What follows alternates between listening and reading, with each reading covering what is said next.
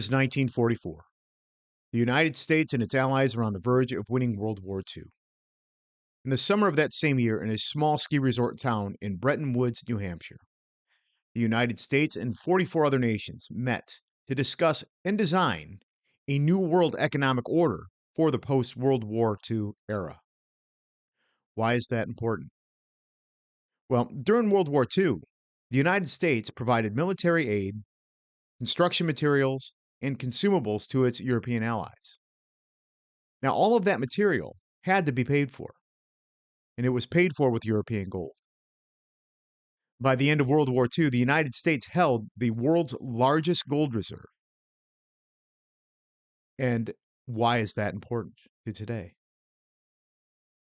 One of the things is, at that time, the United States was on what is called the gold standard. And the gold standard it's a very simple concept. Gold has value. And what we did is we printed notes. The notes I refer to are the ones that are in your pocketbook, your purse, your wallet, whatever you want to call it. Those little beautiful green little bills. At one point, that $1 in history could actually buy you that much of gold. So that $1 was backed by gold. So think about that. In the year 1944, an ounce of gold cost $35. Today, just close to $2,000. Now, back in 1944, that $1 bill, you could about $1 worth of that gold, worth of that ounce of gold. And you look at the value of it today. Value of $2,000 in gold. That $1 barely scratches the surface. And that's what this is really about.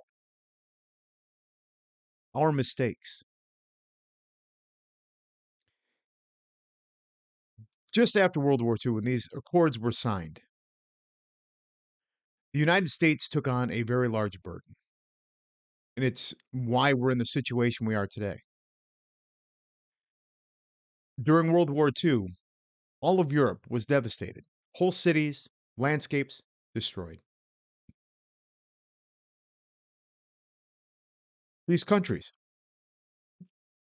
needed to rebuild. But how could they? They had no way to pay for it. They're using their gold reserves to buy their consumables from the United States and letting go of their physical gold. They couldn't continue to do it. They'd end up bankrupt. So what these accords did, designed an actual banking system, which we hold today, the World Banking Group. And what this allowed was allowed for these countries that were devastated by war to take out loans.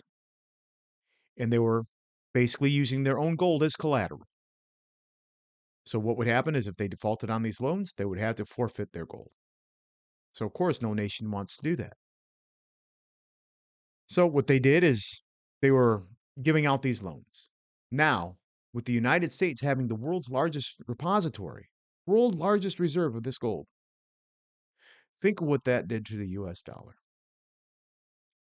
The value went way up. So what people were doing, or what nations were doing, is if they didn't have enough of a gold reserve, what they would do is they would convert their fiat currency, their notes, into American currency. And what they would do is they would piggyback their fiat currency on the US dollar. So, say for instance, Canada. Today, I think we have a 1.2 or 1.3 exchange rate. Changes daily. But think about that. One Canadian dollar is equal to only 80 cents of an American dollar. But back then, what they would do is they would take that currency and they would use $2 to buy as many American dollars as they could, and the change. And then they would take that converted US currency to their dollars, and that's how they would buy goods based on the US dollar. Now, that's just to give you guys the importance of the US dollar and what it means globally. Now, through the From 1944 to 1958, the Bretton Accords functioned flawlessly. World reserve currency was the United States dollar, and still is today, but it was backed by gold. Now, in the 1960s, we here in the United States were taking our profits based on our increased value of our US dollar because of our gold reserves. And we started using those profits to fund social economic programs, Medicaid, Medicare, unemployment insurance, things like that. Now, we get to 1971. American economists see that we have been overspending the last 10 or 12 years. We've been overspending. So there's only one way that they could actually keep up. And these geniuses decided, let's just print more money. So what they did in 1971, they flooded the market with US dollars. And by flooding the market with US dollars, it decreased the value of everyone else's currency, even the currency in your pocket. Now, what doesn't help is post World War II, okay? These nations are not only trying to rebuild, but they're also trying to make trade agreements with newfound friends. And of course, because they have to do it because they, in some cases, made new enemies. So what the United States did is we stepped up to the plate and said, not only do we have our US dollar as the world reserve currency, we're going to let our European allies or allies across the world use our military also for security. Other nations do not have the navies to secure shipping lanes. They do not have the military forces to guard their borders. So we'll put troops in your country and keep you safe. That costs us even more money. So through the course of the 60s and through the 70s, we're printing even more. Now in 1971, we're actually on the verge of a new standard. We here in the United States decided that we are going to come off of the gold standard and go on to a new type of gold, liquid gold, Texas tea, petrol. The United States shocked the Bretton Woods Accord applicants and its allies, and those that are outside of the Accords, who used the US dollar as a standard monetary fund, and took us off the gold standard. Richard Nixon placed us then on what is called the petrodollar.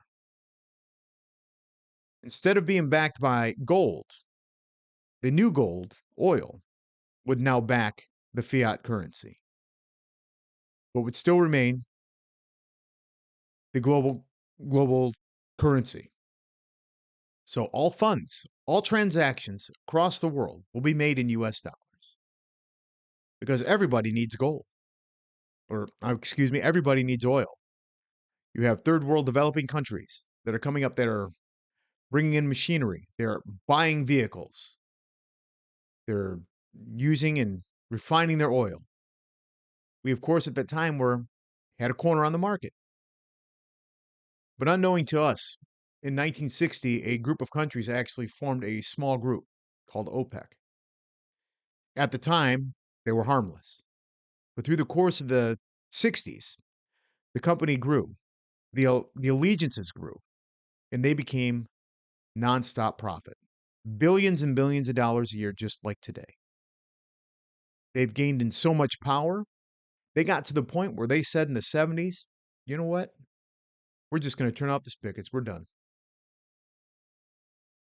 The great oil embargo of the 70s to the United States.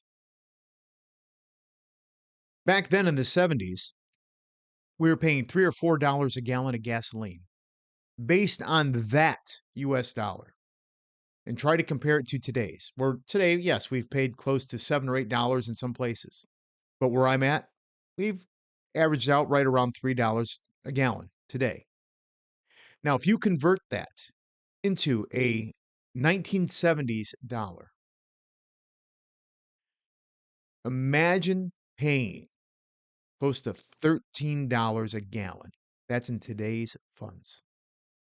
Today's funds, 13 bucks a gallon. That is the equivalent of what they had to pay in the 70s. That was a big wake-up call for the United States. Now, what happened is they realized that we're at the mercy of these oil companies. So in United States fashion, we decided, let's do it the capitalist way. Let's try and take them over. So we go out, we start offering them all kinds of money. All this to try and get control, so it never happens again. So through the late 70s and early 80s, here in the United States, we ramp up our own production facilities, drilling, refining. And of course, we start spending money overseas to try and get control of these companies. We'll offer you the material to actually do the drilling, but we get control of the oil. So through the 70s and 80s, it was a boom time. Why is that important today? I know I've asked that question several times already, but it means something. The United States dollar is the world reserve currency. All transactions globally are made in U.S. funds. Why? Because we have the power. It's that simple. We're the biggest, baddest guys in the block. We're the bullies. We're Big Brother. Now, if I'm someone who doesn't agree with this, what the United States is doing, I'm sick of it. I'm sick of you telling me what I have to do. I'm sick of you, looking over my shoulder with your spy satellites. I'm sick of you telling me how I got to run my business, how I got to run my country, how what I have to do doesn't appeal to your values. I'm sick of it. There are people out there and countries out there that are like that. And of course, they have every right because there is a lot of nefarious stuff that we're doing. And the real reason I bring this up is because there's a couple things going on in the world today that have been building for decades. In the 1970s, Richard Nixon actually also, after taking us off of the U.S. gold standard, started reaching out to third world and underdeveloped countries, which is a good thing, to try and bring them up to speed, to bring them into the modern age. One of those countries was China, a communist country. Now, these are a very resilient people. I give them extreme credit for the harshness and all the things that they had to deal with, especially from prior to World War II and after. Mao was devastating to their country. But what was good about this is we actually saw these people actually begin to rise up out of poverty. And it was a good thing to see them to be able to have some of the luxuries that we have here. It's a great thing. Everyone should have access to those things. Now, what's amazing is the Chinese government looks at us as an economic adversary. We're the big brother. Right now, they're the little brother. Their economy is growing. They're a technological powerhouse. They're advancing rapidly and catching up to us militarily. Now, if I am a up and coming superpower, what could I do, knowing that I cannot defeat you militarily, to undermine your power? Well, number one, think of the great tactician Sun Tzu. If you're equal to your opponent, fight. If you're weaker, do not engage and evade. I know it's not exactly how it goes, but it's along those lines. Now, if you're facing a foe that is much greater in power than you, more advanced. How do you undermine that power? You start with one thing: education. You infiltrate the educational system, planting small ideas, small seeds, changing culture, changing the outlook of the youth. So as they're going through the educational system, they're being altered. Change what they're learning. Undermine. Undermine your society. For example, honestly, TikTok. Place is a cesspool. It's ridiculous. You look at all the challenges, it's everyone knows I can't stand it because I knew what it was from the beginning. It's terrible. If you're out there and you're over 30 years old and you're on TikTok, get a life. There, I said it. Okay. But anyway, you undermine the society. You start there. You get your opponent's society to hate your government. Hate. Hate your values. Because if you take that away, your population's not even going to be willing to fight if it comes down to a physical fight. Take it away from them. Change it. Now, this isn't something that happens overnight. This is generational. This takes years. 30, 40 years. That is how long it takes.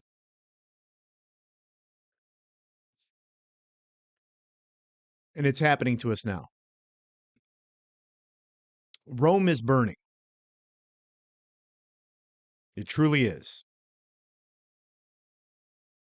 Our nation is divided, the East and West, Democrat and Republican,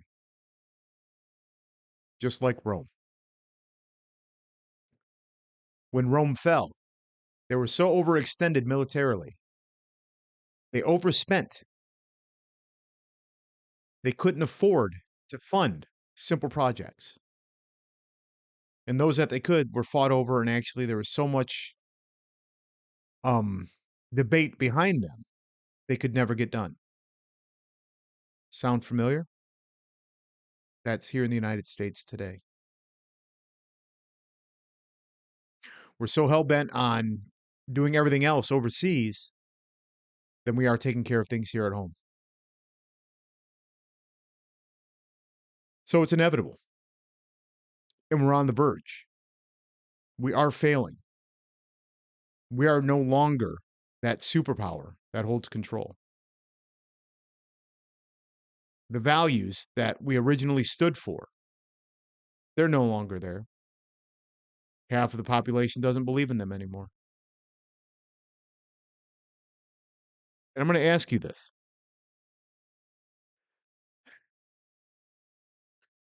Now, I mentioned that the United States, our US dollar is the global currency. All deals across the all deals globally are transactions made in US dollars as a world reserve. Now, the worst thing that could possibly happen,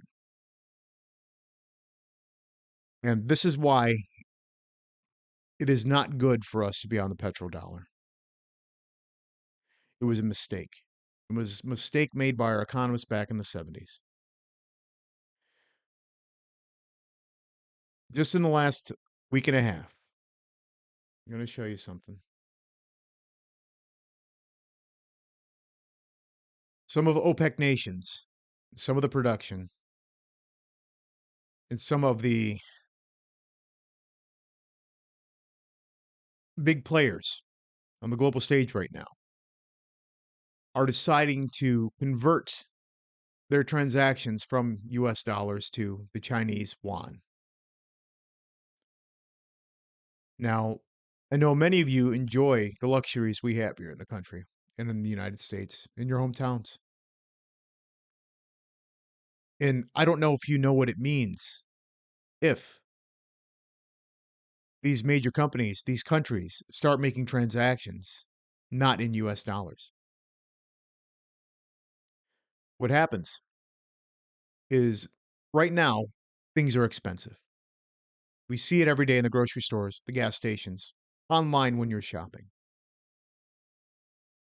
What happens, just think about that. Eggs were up to, in my area here, $5 a dozen at one point. How would you feel about paying $10 a dozen? Or $6 for a gallon of milk? Or like back in the 70s, $13 for a gallon of gasoline? We're that close. If these transactions actually take place in Chinese yuans, the value of our US dollar plummets. The buying power of the United States will just disappear. We've already been degraded. Our credit rating as a country has already been degraded. It is not reliable.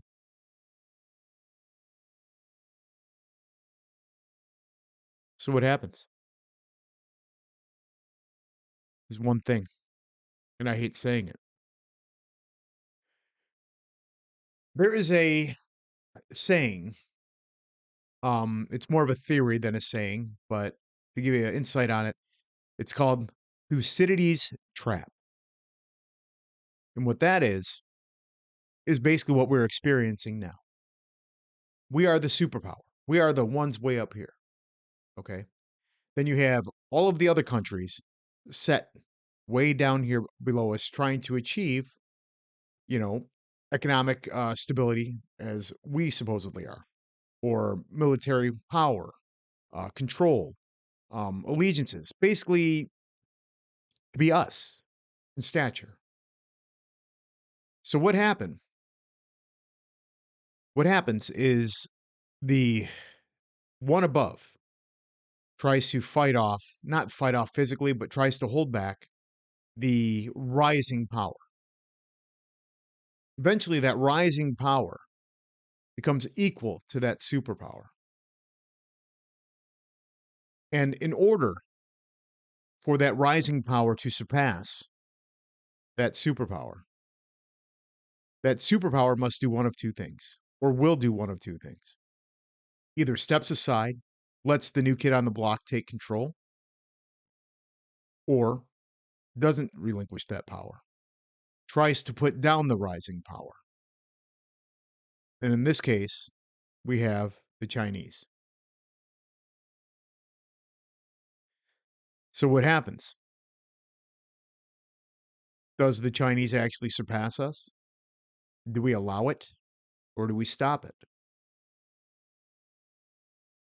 Recently, the Chinese and the Russian governments actually made a pact. Putin made a pact with the Chinese government. If the United States comes after him, they're offering him a safe space, non-extradition clause. The United States cannot touch Putin. That is part of the Chinese deal.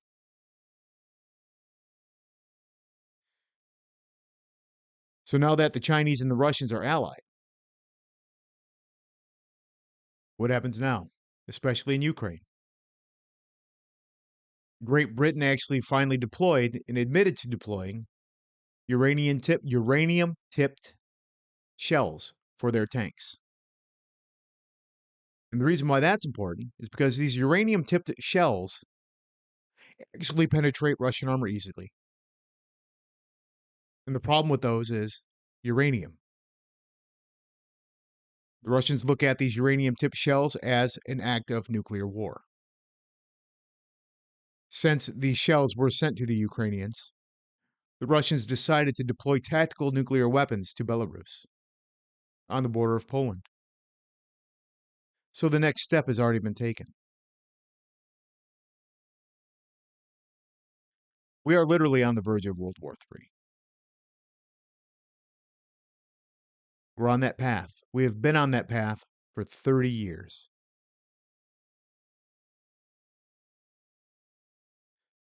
all for the sake of a few things. Those that have gained power and that are in power right now in our government have been selling us. They have been selling us out, sending our capabilities of manufacturing overseas, selling our technology, all for what? Personal gain. Personal gain. They don't care about us. Not one bit. If the OPEC nations decide to start taking Chinese yuan over the US dollar,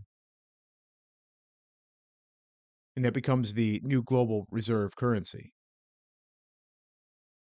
that means we would have to convert ours into Chinese yuan.